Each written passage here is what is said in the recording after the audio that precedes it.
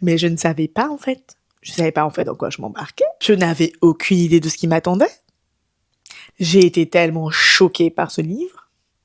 Il est tellement incroyable à quel point c'est un métier qui était dévalorisé, alors qu'on a très bien vu pendant le Covid que moi finalement, je donne un exemple, quand je me suis fait opérer au mois de septembre et que j'ai été forcée de prendre 1 mois et demi d'arrêt, vraiment, c'était 1 mois et demi forcé pour moi. J'étais là en mode, mais mon Dieu, pendant 1 mois et demi, je pouvais rien faire. Vraiment, dans ma tête, j'allais faire plein de trucs et tout, mais j'ai rien pu faire parce que c'était pas possible. J'étais trop au bout de ma vie. Et en fait, ça m'a forcé à me poser vraiment, à prendre du recul, en fait, sur plein de choses de ma vie. Et quand on est fatigué, la première chose que j'entends beaucoup de gens dire autour de moi, c'est je comprends pas pourquoi je suis fatiguée, il faut que je prenne de la vitamine D, il faut que je prenne de la vitamine C. Généralement, le problème, c'est pas qu'on doit se dire, ah, je comprends pas pourquoi je suis fatiguée. En fait, si t'es fatigué, c'est que t'as pas dormi.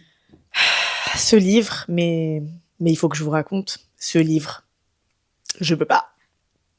Je peux pas. Je ne peux pas.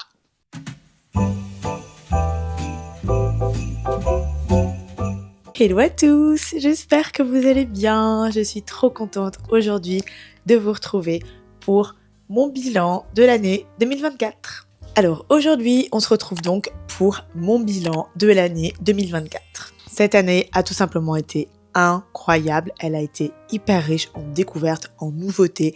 J'ai découvert plein de choses et surtout, j'ai lancé ma chaîne YouTube en janvier 2024. Donc là aussi, ce sera l'occasion de faire un petit bilan sur le déroulé de cette année et comment ça s'est passé, etc. Et voir en fait les objectifs que je m'étais fixés, les résolutions que je m'étais fixées et comment est-ce que j'ai réussi ou pas à les accomplir cette année. Je pense que de manière générale, faire un bilan de l'année écoulée, c'est un très bon outil pour voir un petit peu le chemin parcouru et ça nous force un petit peu à voir quelles sont les évolutions qu'on a eues tout au long de l'année. Donc n'hésitez pas à vous inspirer du déroulé et de la structure de ma vidéo afin de pouvoir vous-même faire votre propre bilan de votre année. Je pense que c'est vraiment intéressant tous les ans de faire un petit bilan annuel et voir les accomplissements, ce qu'on n'a pas fait, pourquoi on n'a pas réussi à les faire et voir en fait comment est-ce qu'on peut évoluer. Alors, installez-vous confortablement. Moi, pour cette vidéo, je me suis préparée comme d'habitude ma petite boisson au gingembre. Donc voilà, c'est parti, installez-vous confortablement, on va faire le bilan de l'année 2024. Alors tout d'abord, il va y avoir les moments marquants de mon année. Alors en premier, un élément ultra marquant pour moi, ça a été que j'ai appris à faire du vélo. Oui, je ne savais pas faire du vélo. Je ne sais pas nager, donc ça fait partie des choses que, en tant qu'adulte, je vais essayer de faire. Chaque année, je vais me donner un objectif. Donc cette année, ça a été apprendre à faire du vélo. L'année prochaine, ce sera apprendre à nager, etc. Donc voilà, c'est pas nécessairement un objectif que je m'étais fixé, mais en tout cas, ça faisait partie des accomplissements de ma vie que je voulais avoir. Et je suis très fière et très heureuse de vous annoncer que cette année, j'ai appris à faire du vélo. Comme quoi, il n'y a pas d'âge pour se lancer des nouveaux défis. Et pour moi, cette expérience m'a vraiment donné un sentiment de liberté et d'avoir l'impression que je pouvais me déplacer. Peut-être que les personnes qui savent faire du vélo ne s'en rendent pas compte, mais en fait, quand on se déplace toujours soit à pied, soit en transport en commun, etc., en fait, le fait de faire du vélo, ça apporte vraiment un espèce de sentiment de liberté et je trouve que découvrir ça à mon âge, c'est quand même super sympa. Donc, je suis très contente. Ensuite, il y a eu mes lectures. Alors, les lectures pour moi, c'est un gros sujet sur 2024 parce que moi, j'ai toujours énormément lu quand j'étais plus jeune, donc adolescente, etc. Je lisais énormément et en grandissant, je pense un petit peu comme tout le monde, j'ai complètement arrêté de lire et pour moi, ça a toujours été la lecture très importante pour développer son vocabulaire, mais pas que, vous savez, encore une fois, on va arrêter de toujours tout voir sous le prisme de la productivité, etc. Mais lire, c'est un super moyen d'évasion. Et puis moi, j'ai toujours aimé beaucoup les fictions avec des histoires qui vraiment nous évadent, etc. Et pour moi, il n'y a rien de mieux que s'évader dans un bon bouquin. Et du coup, c'est vrai que ça me manquait énormément de pouvoir tout simplement me remettre à lire. Donc cette année, je m'étais fixé un objectif un peu out of nowhere, qui était de lire un livre par mois. Donc j'ai très bien commencé l'année en lisant un livre par mois. Mais le problème, c'est que je crois que mon deuxième livre, il ne m'intéressait pas. En fait, il était super intéressant, mais c'était pas vraiment le genre de lecture, je pense, qu'il fallait que je lise à ce moment-là. Et en fait, j'ai mis genre plus de 6 mois à le finir, c'était l'enfer. Et après, sur les 4 derniers mois de l'année, j'ai lu 10 livres, quoi, vous voyez. Donc en fait, c'était trop mal réparti. J'essaierai l'année prochaine de rester un petit peu plus souple dans ma manière d'appréhender les choses, parce qu'en fait, c'est juste que si je me rends compte qu'il y a un livre que j'arrive pas à lire ou que machin, je vais pas me dire il faut absolument que je le termine avant de commencer un autre livre. Non, non, non, non. Je vois si vraiment ça m'intéresse pas, je le mets de côté et puis je lis d'autres bouquins, j'avance un petit peu et j'arrête de me torturer l'esprit en me disant qu'il faut absolument que je termine ce livre. Donc voilà, c'est un petit peu ça. C'est vrai que la lecture, ça doit rester un plaisir et non pas une performance. Donc en fait, c'est ça.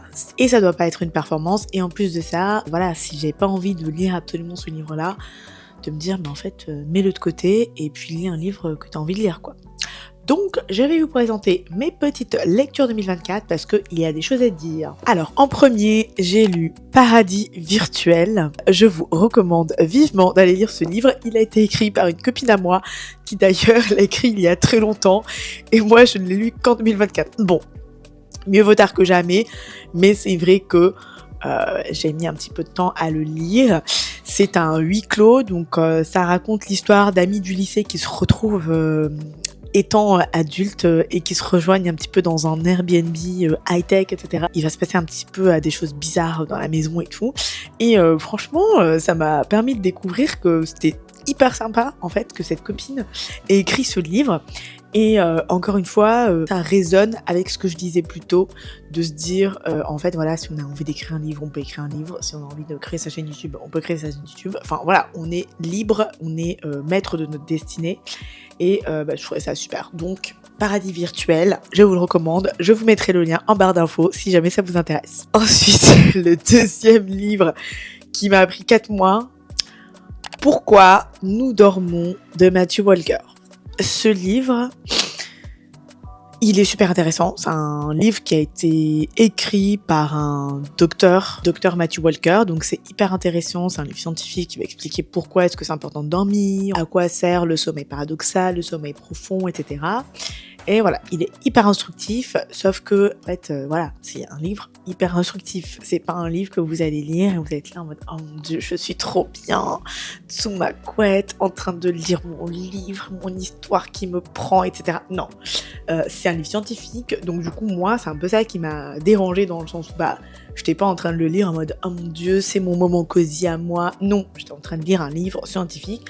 Donc, je pense que ce genre de livre, en tout cas pour moi, il faudrait plus que je me dise, voilà, j'ai mes lectures classiques que je lis de manière générale, et après, ça, c'est des petites lectures que je vais faire un petit peu par-ci par-là, vous voyez. C'est comme j'avais pris un livre sur l'intestin, notre deuxième cerveau, et c'est un peu pareil. C'est pas des livres qui se lisent comme ça d'un coup, parce que franchement, voilà, je pense qu'il faut que ça prenne le temps un peu de s'imprégner, et moi, franchement, j'étais pas bien. Je le lisais à chaque fois avant de me coucher, et ils expliquaient comme quoi, ouais, on dort pas assez, nanana, et tout. Et en fait, ça me stressait. Et du coup, c'est un cercle vicieux parce que je disais, mais en fait, c'est hyper stressant ce livre. Bref, donc, il est très bien, mais voilà, j'ai mis 850 millions d'années à le terminer. Ensuite, vu que j'en avais marre de Matthew Walker, ce que j'ai fait, c'est que je suis passée automatiquement à des livres un peu plus légers. Donc, je me suis racheté toute la collection des Harry Potter. J'ai enchaîné donc Harry Potter à l'école des sorciers, donc le premier tome. Et ensuite, j'ai lu Harry Potter et la chambre des secrets, le deuxième tome. Du coup, on voyait que j'avais vraiment besoin de vacances après avoir lu Matthew Walker, quoi. Après avoir lu Harry Potter 1 et Harry Potter 2, je me suis mise à lire L'Alchimiste. Pareil, ce livre, il était vachement, voilà, il est hyper connu, etc. Après, moi, j'ai une unpopular opinion. Je trouve qu'il est un peu surcoté. Franchement, moi, ça m'a pas plus marqué que ça, j'ai envie de vous dire. Je pense que en fonction de qui vous êtes, du vécu que vous avez, ça peut plus ou moins vous marquer, mais moi, avec mon passé, je vous avoue que ça m'a pas trop impressionné, quoi. Bref, après, c'est très sympa, mais voilà, j'avoue que j'étais un peu en mode, bon, écoutez, après voilà, il se lit très facilement, il fait que 120 pages, ah non, 180 pages, bon, il fait environ 200 pages, donc ça se lit très rapidement. un classique de la littérature. Ensuite, on passe d'un classique de la littérature à de la non-littérature, on va dire. Je ne sais pas comment est-ce qu'on peut appeler ça.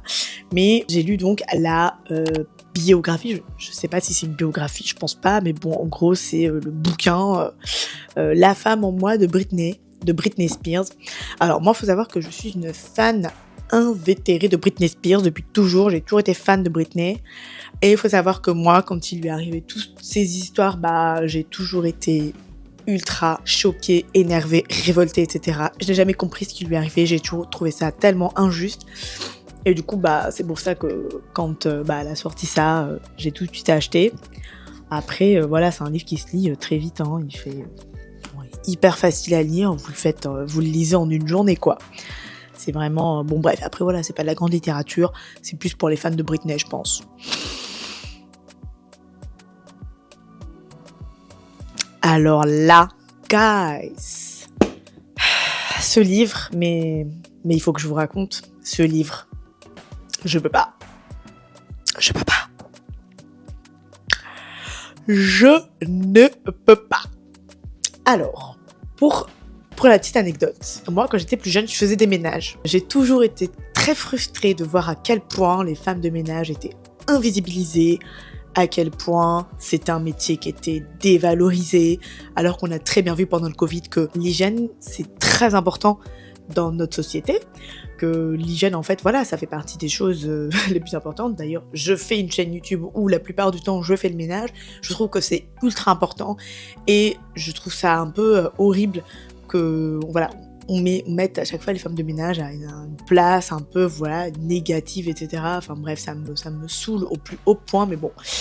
Et donc, un jour, je vais à la Fnac. Je fais la queue avec mon chéri pour qu'on passe à la caisse. Et là, à la queue, vous savez, quand vous faites la queue pour aller payer, dans les magasins de manière générale, vous avez plein de stands, d'étagères avec des objets, voilà, pour vous forcer à acheter des derniers trucs avant de passer à la caisse. Donc moi, ça a complètement marché avec moi. Donc, qu'est-ce qu'il y avait sur ces étagères ? Il y avait ce livre-là, La femme de ménage. Donc moi, je me dis quoi ? Je me dis, oh, un livre sur les femmes de ménage, trop bien ! À chaque fois, les femmes de ménage, on n'en parle pas, elles sont invisibilisées, nanani, nanana. Donc je me dis, un film qui s'appelle La femme de ménage, mais je vais direct l'acheter.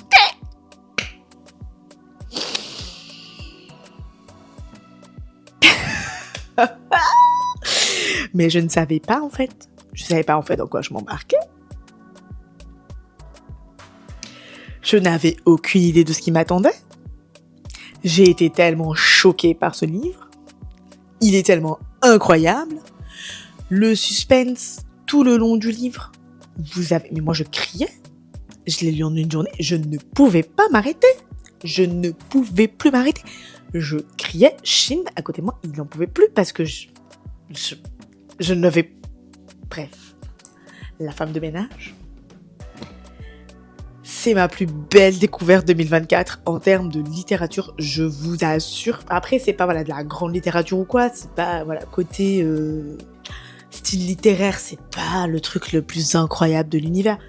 Mais l'histoire, allez lire La femme de ménage. Et ensuite, pour finir, j'ai terminé donc sur la chronique des vampires d'Anne Rice, comme j'en parle depuis pas mal de vidéos ces derniers temps. Et donc du coup, je me suis refait Entretien avec un vampire, donc qui est le premier tome de la chronique des vampires d'Anne Rice. Donc ce bouquin, je l'ai depuis 2005, c'est pour ça qu'il est un petit peu fatigué. J'ai ensuite enchaîné sur Lestat le vampire. Du coup pareil, qui est un petit peu fatigué, c'est un livre que j'ai aussi pareil depuis 2005, donc ce sont des livres un peu fatigués. Voici pour ce qui ont été mes lectures 2024, et pour 2025 en fait j'ai pas mal aussi d'envie de lire, je me mettrai de nouveaux objectifs etc, mais je ferai une vidéo où je présenterai mes résolutions 2025 et je pense que je vous parlerai un petit peu de mes envies de lecture pour 2025. Alors ensuite, pour tout ce qui est à changement de vie, j'ai eu 2 éléments un petit peu marquants aussi, c'est-à-dire que déjà j'ai arrêté de fumer. J'ai pas vraiment arrêté de fumer du jour au lendemain parce que je ne fumais déjà pas énormément. Ça faisait enfin voilà, j'ai commencé à fumer, ultra jeune, et cetera. Mais il faut dire que sur ces dernières années, honnêtement, j'ai acheté des cigarettes que je ne fumais que quand je buvais des verres, en fait. Et c'est juste qu'en fait, j'ai diminué vraiment inconsciemment, hein, je diminuais au fur et à mesure ma consommation de cigarettes et en fait, je me rendais compte qu'à un moment donné, dès que je fumais une latte, j'avais la tête qui tournait donc je me dis: «En fait, vas-y, j'en ai marre» et je me suis rendu compte vraiment que j'avais cette espèce d'envie quand je prenais de l'apéro avec des amis de fumer des clopes et en fait, bah, juste décider d'arrêter et voilà. Donc rien de bien exceptionnel, je mérite pas de médaille ou quoi que ce soit parce que j'ai jamais réussi à arrêter. J'ai pas arrêté du jour au lendemain, mais il faut dire que ça a été quand même plutôt progressif, donc ça je suis quand même très contente d'avoir arrêté, même si je fumais plus des masses déjà. Mais bon, c'est toujours un bel accomplissement. Et également, j'ai fait un petit peu la même expérience avec l'alcool. Donc, par rapport à l'alcool, j'ai arrêté de boire pendant 7 mois. Après, même si moi, je ne tenais pas nécessairement l'alcool, hein, moi, dès que je buvais un verre, j'étais déjà complètement saoul. Ce qui me dérangeait, c'est que j'avais l'impression que les gens, voilà, on boit tout le temps, à chaque fois qu'on se rejoint, on boit et tout. Et du coup, je me dis, mais en fait, j'ai l'impression que c'est tout le temps présent dans la vie de chacun, alors que c'est quand même pas quelque chose d'anodin l'alcool. Donc voilà, j'ai arrêté pour me prouver que c'était possible, que c'était possible d'arrêter pendant un moment. Et puis en fait, le fait d'avoir arrêté pendant 7 mois, ça m'a permis de réaliser et en fait permis de revoir un petit peu ma consommation, vous voyez. Donc c'est-à-dire que maintenant, bah, il y a des soirs, ça m'arrive, il y a des soirs où je vais faire des apéros avec des copains et je vais pas boire. Et bah, maintenant aussi, eux aussi sont habitués à ça parce qu'ils savent que j'ai arrêté pendant un moment et puis maintenant j'essaie de remplacer par des boissons, je sais pas, du gingembre, des choses comme ça. Des trucs un peu plus sympas quand même que de l'eau gazeuse parce que franchement, faut quand même se le dire que quand on boit pas d'alcool, on a le choix juste avec de l'eau gazeuse ou du coca, à un moment donné, bref. Donc voilà, essayez de trouver un petit peu les alternatives sympas. Ça, c'est très sympa comme alternative. Et le dernier accomplissement, mais pas des moindres, ma chaîne YouTube. Alors du coup, bah, j'ai lancé ma chaîne YouTube en début d'année 2024. J'avais pas d'objectif en particulier, mais je voulais quand même, déjà à la base, je voulais essayer de poster une vidéo par semaine. Et je voulais aussi prendre du plaisir et découvrir en fait le métier de créateur de contenu sur YouTube. Et ben en fait je trouve que ça a été quand même plutôt réussi. Il y a eu quelques mois où j'ai fait des pauses parce qu'en fait j'étais fatiguée ou j'étais pas assez bien préparée, etc. Mais pour moi c'est normal.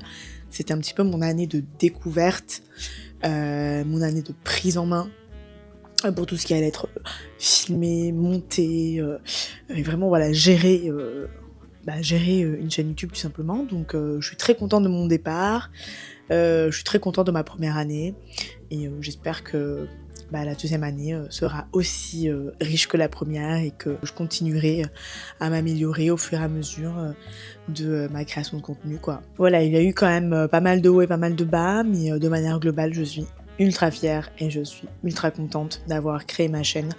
Elle m'a énormément épanouie sur le plan intellectuel, sur le plan artistique, etc. Et voilà, j'ai vraiment été comblée à ce niveau-là. Je suis très contente et je regrette pas une seule seconde de m'être lancée. Donc voilà, très contente de ma chaîne YouTube. Ensuite, il y a eu le lancement pour l'organisation du mariage. Alors, au début, je vous cache pas que j'étais un petit peu stressée parce qu'il y avait plein de gens qui disaient autour de moi « Oui, mais tu verras, c'est horrible, tu vas te fatiguer, nanana. » Et du coup, j'appréhendais de ouf, en fait, de commencer en fait à me lancer dans l'organisation du mariage. Mais au final, ça a été super, ça a été de super bonnes surprises. J'ai été très contente en fait de me lancer dans l'organisation du mariage avec Chine. Ça a été une très belle expérience. Donc voilà, écoutez, on va continuer sur cette lancée-là sur 2025, vu qu'on se marie en 2025. Et puis j'espère que ça continuera à bien se passer. En 3, donc je vais vous partager mes apprentissages de 2024. Alors, les leçons importantes que j'ai apprises sont que en 1, on ne peut pas tout faire. On ne peut pas tout faire, on doit s'octroyer des moments de repos et de plaisir. Il faut écouter son corps, il faut s'écouter et il faut prendre du temps pour sa famille et ses amis. Alors, quels ont été mes défis rencontrés et mes défis surmontés? Alors, il y a eu pour moi le big du big au niveau de mes défis. Il y a eu donc mon travail. en parallèle de ma chaîne YouTube. Donc ça, c'est un peu voilà l'élément principal, on va dire. Donc ça m'a appris qu'en fait, je ne pouvais pas tout faire, on ne peut pas tout faire. Et c'est de là qu'en a découlé l'importance de prioriser son temps et d'être bien organisé. Ça apprend qu'on est obligé de prioriser des choses parce qu'on ne peut pas tout faire. Donc il faut prioriser des choses et bien évidemment, il faut lâcher prise sur certaines choses parce que vu qu'on ne peut pas tout faire, il y a sûrement obligatoirement des choses qu'on va laisser tomber. Donc malheureusement, on est obligé de laisser tomber des choses et c'est ça que ça m'a appris, du coup, le lâcher prise également. Les moments de plaisir, il faut s'octroyer des moments de plaisir. En tout cas, moi, je me dis ça, moi surtout, c'est pour moi que je le dis parce que j'ai vraiment tendance à pas le faire. J'ai vraiment tendance à penser que je suis censée être une machine de guerre, à faire plein de choses et en fait, à un moment donné, moi aussi, j'ai besoin de me détendre, de prendre des vacances, de me reposer, etc. Donc c'est très important. Il faut s'octroyer des moments de plaisir. Voilà, on ne peut pas être tout le temps sans cesse dans la productivité, il faut parfois se reposer, souffler, prendre du temps pour soi pour ne rien faire, ou faire des choses pour soi, mais même voilà, prendre du temps pour ne rien faire, c'est très important. Voilà, personnellement, c'est vrai que ma chaîne, c'est un peu un moment pour moi, même si c'est quand même, voilà, c'est pas très reposant comme moment pour soi, on va dire, quand on tourne, quand on monte, quand on travaille sur... Bref, il y a énormément de choses sur lesquelles on travaille, sur les scripts, sur les titres, les descriptions, le machin, bref, on va dire que c'est pas hyper reposant, mais voilà, ça fait partie de me time, on va dire. Après voilà, il faut aussi penser à prendre du temps pour se reposer et ne rien faire, c'est très important. Donc maintenant, je trouve que je m'autorise un petit peu plus des moments de détente, donc ça c'est cool. Et typiquement, sur cette fin d'année, on a décidé qu'on allait voilà, faire un petit peu plus de sorties, on est allé s'acheter le sapin et les décorations, etc. Voilà, en tout cas, faire mon sapin, pour moi, c'est quelque chose que je n'avais jamais fait auparavant, donc ça, c'est quelque chose que je me suis un petit peu dit, voilà, cette année, j'avais envie de le faire, de me faire plaisir à ce niveau-là. Ensuite, faire le marché de Noël, des choses comme ça aussi, ça, c'est des choses que j'avais pas l'habitude de faire, donc cette année, je me suis dit, voilà, il suffit maintenant, j'ai envie de faire ça. Ensuite, par exemple, aller à l'opéra, donc aller voir des ballets de fin d'année, du style Casse-Noisette, le Lac des Cygnes, etc. Donc du coup, voilà, on va un petit peu s'occuper de nous et prendre un peu le temps de se reposer et d'aller se faire des petits loisirs, des petits plaisirs comme ça. Ensuite, apprendre à s'écouter et à écouter son corps. Lorsqu'on est fatigué, encore une fois, il faut prendre le temps de se reposer. Quand on est fatigué, la première chose que j'entends beaucoup de gens dire autour de moi, c'est « je comprends pas pourquoi je suis fatiguée ». Il faut que je prenne de la vitamine D, il faut que je prenne de la vitamine C. Enfin oui, il faut prendre la vitamine D, il faut prendre la vitamine C, mais il faut aussi dormir. Enfin je sais pas, quand on est fatigué, généralement le problème c'est pas qu'on doit se dire ah je comprends pas pourquoi je suis fatiguée. En fait si t'es fatigué c'est que t'as pas dormi. En fait on va arrêter de se leurrer. D'ailleurs ils le disent très bien dans le livre Pourquoi nous dormons de Matthew Walker. On ne dort pas assez, en fait. Dans notre société aujourd'hui, on est trop à fond sur la productivité. Il faut dormir, c'est tout. Donc, allez dormir. Voilà. En plus, c'est important. Quand on prend l'habitude de se reposer et de dormir, on arrive à prendre du recul sur les situations, prendre du recul de manière générale, et on arrive à toujours... En fait, le retour sur investissement est beaucoup plus intéressant quand, par exemple, je dis n'importe quoi, on prend un mois, on est fou dans la productivité, on fait que travailler. La différence avec si on prend un mois dans lequel voilà on prend du moment pour nous, pour se reposer, etc.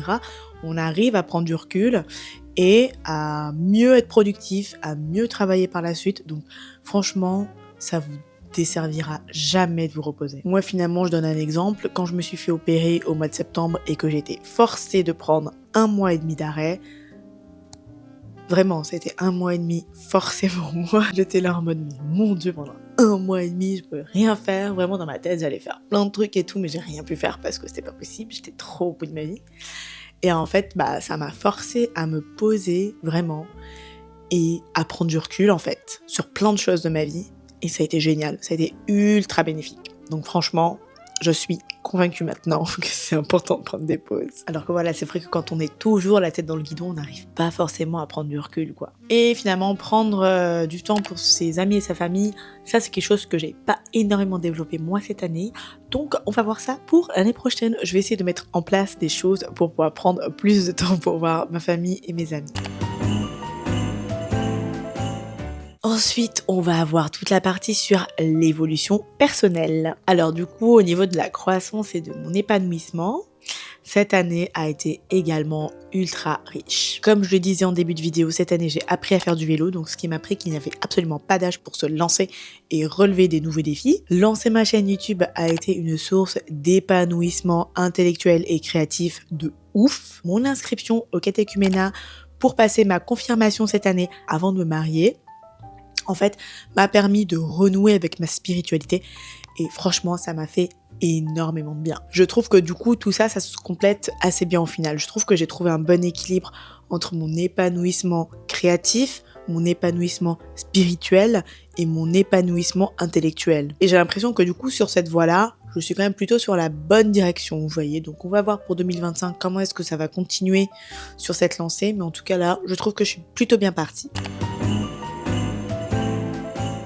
Ensuite, au niveau des statistiques et des réalisations sur ma chaîne. Donc, les chiffres de l'année, aujourd'hui, nous sommes plus de 350 sur la chaîne. C'est incroyable. Un immense merci à vous tous. Franchement, je pensais pas du tout. Enfin, c'est pas un chiffre énorme, on n'est pas du tout au million d'abonnés, mais je trouve ça incroyable et vraiment je tenais à vous remercier d'être là quoi. Et j'ai eu pas mal de vidéos qui ont dépassé les 1000 vues. Bah, je vous avoue que je m'attendais pas nécessairement à avoir ça, mais je trouve ça super incroyable d'avoir eu cet accomplissement aussi au niveau des chiffres. Donc trop bien, je suis trop contente. Au niveau de mes objectifs, j'avais pas vraiment d'objectifs chiffrés du style « Ah, je vais atteindre tant d'abonnés » ou « Je vais atteindre tant de vues, etc. » Parce que vraiment, mon objectif de base était déjà de savoir est-ce que j'aimais bien faire des vidéos. Parce que déjà, se donner un objectif la première année d'avoir 1000 abonnés, j'ai n'importe quoi, alors qu'on sait même pas si on va aimer faire des vidéos. Je trouvais ça un petit peu risqué. Donc à la base, je voulais prendre vraiment une année pour voir est-ce que j'aimais bien ça. Comment est-ce que ça se passait, comment est-ce que ça allait être reçu, etc. Maintenant, je pense que pour 2025, je vais me donner par contre de vrais objectifs chiffrés, etc. Mais là, pour la première année, c'était juste amuse-toi, découvre, filme, et voilà.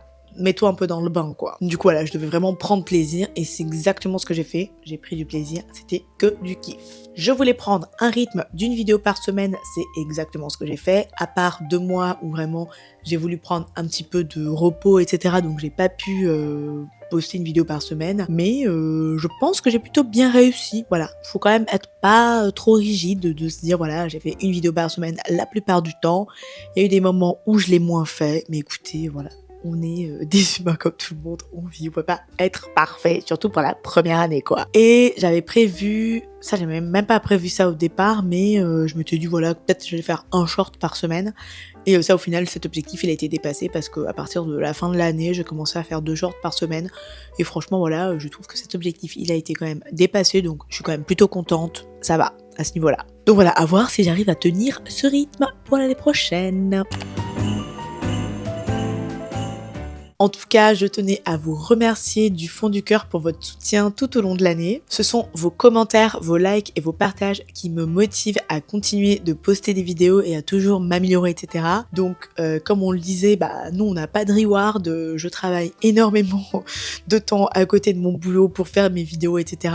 Et en fait, voilà, on s'en rend pas compte, mais les commentaires que vous me laissez, les partages, etc., les likes, ça compte énormément pour moi et c'est ça qui me motive à me dire que mes vidéos sont regardées et qu'elles servent à des personnes et que mes conseils aussi peuvent vous aider. Moi voilà, j'adore l'organisation, le ménage, tout ça, donc de savoir que je peux aussi partager ça avec vous, c'est vraiment une source de bonheur et c'est ça qui fait que je me suis lancée à la base, donc c'est super cool, je suis trop contente. Merci encore une fois pour vos messages de soutien, etc. En tout cas, n'hésitez pas vous aussi à me partager votre propre bilan en commentaire, donc je vous ai dit, n'hésitez pas aussi à utiliser le déroulé de ma vidéo pour faire votre propre bilan et n'hésitez aussi surtout pas à me suggérer des vidéos pour 2025, comme ça voilà, on va partir sur de nouvelles bases, on va voir le contenu qui vous plaît, le contenu qui vous plaît moins, etc. Et puis on pourra proposer du nouveau contenu peut-être, pourquoi pas, pour 2025 quoi. En tout cas, je suis super contente d'avoir pu tourner cette vidéo sur mon bilan 2024.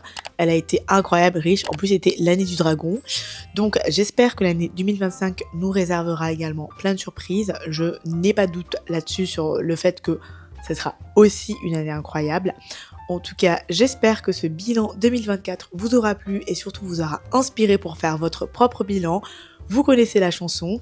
Si ça vous a plu, n'hésitez pas à liker, à partager et à vous abonner. Et nous, on se retrouve très vite pour une nouvelle vidéo. Bye!